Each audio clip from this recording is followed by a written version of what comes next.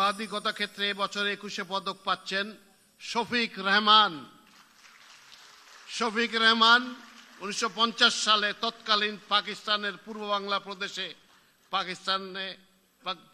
বাংলা প্রদেশে sports reporter হিসেবে সাংবাদিকতা শুরু করেন।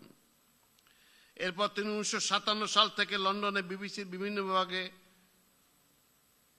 পর্যায়ক্রমে প্রায় 35 বছর কাজ করেছেন। 1971 সালের জুন মাসে তিনি লন্ডনে চলে যান এবং বাংলাদেশের স্বাধীনতা যুদ্ধের জন্য কাজ শুরু করেন।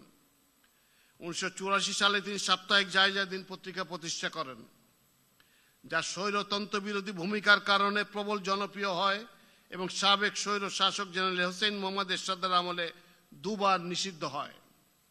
সাপ্তাহিক জায়জা দিনকে 2006 সালে একটি জাতীয় দৈনিকে পরিণত করেন তিনি। 1993 সালে দেশের 14 ফেব্রুয়ারিতে ভালোবাসা দিবস পালনের সূচনা করেন। শফিক রেহমান জায়জা দিন ম্যাগাজিনের মাধ্যমে বাংলাদেশের সাংবাদিকতায় এক নতুন বাঁকের জন্ম দেন।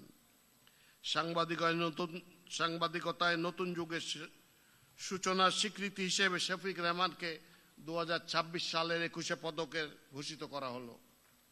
তাকে তার পদক গ্রহণ করার জন্য মাননীয় প্রধানমন্ত্রীর নিকট